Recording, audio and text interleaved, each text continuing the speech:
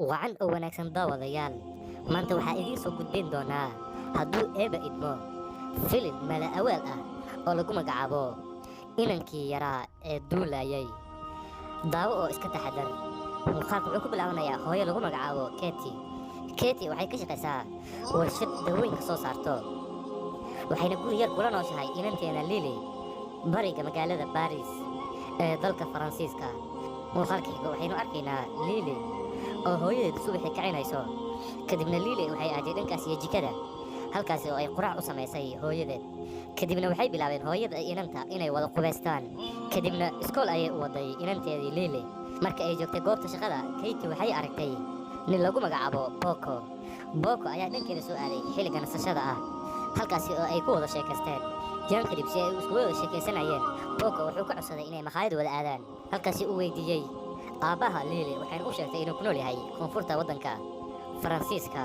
waxayna sheegtay in ay kala tageen odaygeedii hore boko ayaa jaceylkiis u soo bandhigtay keti waa ayna ka aqbashay iyaan kadib boko ayaa la soo degay qoyskii keti iyo inanteeda lili ahaa halkaasi oo ay iyaan ku wada noolaayeen sanad kadib waxaynu arkaynaa keti oo uur yeelatay maalin maalmaha ka mid ah boko oo joogo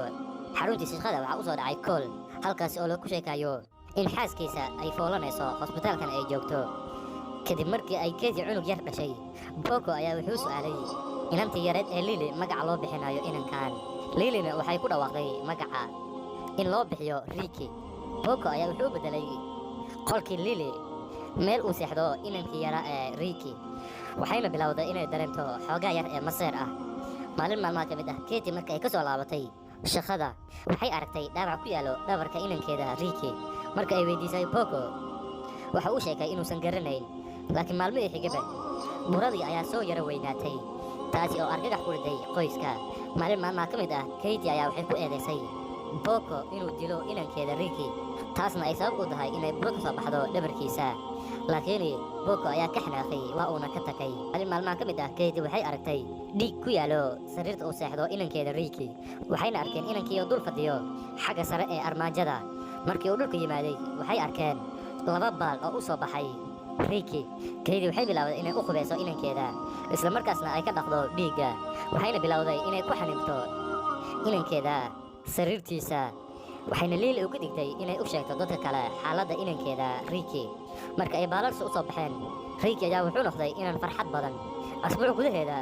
riki baalashiisa waxay koreen ilaa iyo 10 sentimitir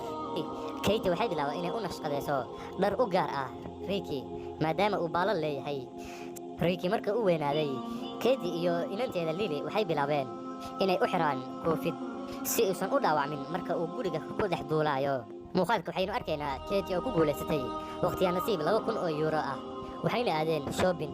laakiin nasiib xumo lili iyo keti marka ay ku mashquulaan alaabaha ay iibsanayeen waxaa dhacday in riki uu ku guulaysto inuu jaakadiisa iska bixiyo taasi oo keentay inuu hawada u duulo taasi oo argagax ku riday dadkii adeeganayeen lili iyo keti waxay bilaabeen inay eryadaan inankii laakiin waa ay ku guulaysan waayeen inay dhulka keenaan durbadiiba waxay yimaadeen booliska waxayna isku dayeen inay cunuga gacan ku dhigaan laakiin waa ay ku guuldareysteen ugu dambayntii keti ayaa waxay ku talisay inay nalalka la damiyo taasi oo keentay in riki uu dhulka u soo daadego keti waxay ku khasbanaatay in inankeeda riki ay isbitaalka u dhigdo halkaasi oo ay dhakhaatiirta ay eegayaan xaaladiisa dhakhtarkii ayaa ka codsaday keti in inankeeda hosbitaalka uu sii joogo si baaritaano dheeri ah loogu sameeyo laakiin waa ay ka diiday marka ay soo bixaysay waxaa iradii ku sugayay warbaahinta kuwaasi oo kaamiradaha indhaha ka geliyey baryi kadib warbaahinta waa mid mar walba ku sugayso banaanka guriga keti si ay war ulne uga helaan cunuga duulahay ayaa wuxuu noqday wararka ku degdegsan ee waddankaasi faransiiska maalin maalmaha ka mid ah waxaa guriga soo gargaraacay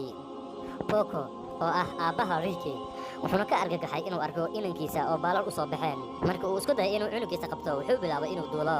maadaama uu hilmaamay aabbihiisa duulimaadkii uu samaynayey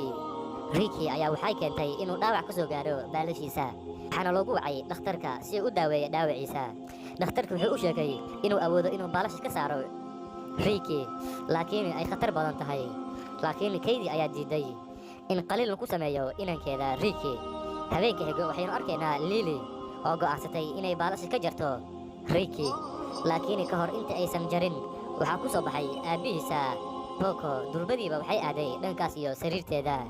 Maalintii xigtay, Boko ayaa wuxuu Katie u soo jeediyay uu warbaahinta isugu yeero si ay mawduuc kaga sameeyaan, sidaasna ay lacag ku helaan. Xaaladooda adagna ay ku maareeyaan. Katie-na waa ay ka aqbashay. Maalintii xigtay waxaynu arkaynaa warbaahinta oo isugu timid guriga Katie si ay mawduuc uga sameeyaan inankani duulayo ee Ricky. Boko ayaa wuxuu Ricky lugta uga xiray xarig si uusan u baxsan marka uu duulayo. Si ay u tusiyaan mucjisada cajiibka ah, waxay bilaabeen inay sii daayaan inankii Ricky ahaa, wuxuuna bilaabay inuu duulo, taasi oo fajac ku noqotay warbaahinta iyo dadkii kale ee daawanayeen. Katie ayaa zaid u faraxday, taasina waxay keentay in ay xariggii sii dayso. Ricky-na waa uu duulay hawada sare. Warbaahintiina iyo dadkii kale waxay bilaabeen inay eryadaan. Saacado marka la joogo, warbaahinta waa ay iska laabatay, laakiin Katie iyo Boko waa kuwa ka walwalsan inankooda halka uu aaday. Maalin walba Katie waxay bilowday inay u soo noqoto dhankaas iyo webiga, ayadoo rajaynayso in inankeeda uu dib u soo laabto. Maalintii xigta waxaynu arkaynaa Katie inankeeda oo qaybinayo sawirka wiilkii Ricky ahaa si loo baahiyo. Asbuuci ayaa kasoo wareegatay, dadkiina waa iska hilmaameen, laakiin Katie waa mid ka walwalsan inankeeda Ricky. Maalintii xigta waxaynu arkaynaa Katie oo go'aansatay inay aado dhankaas iyo webiga si ay isku disho maadaama ay inankeeda weysay. Laakiin ayadoo qorshihii ku jirto, waxay maqshay codka inankeeda oo duulayo. Ayadoo faraxsan, Katie ayaa waxay ka soo baxday webiga, waxayna dib ugu laabatay go'aankeeda ahaa inay isdisho. Waxayna aragtay cunugeeda oo faraxsan. Cunugii ayaa duulay. Katie-na waxay ogaatay in ay farxadiisa ku jirto inuu duulo, waxayna dib ugu soo laabatay qoyskeeda. Muuqaalkana meeshaas ayuu ku egyahay daawade.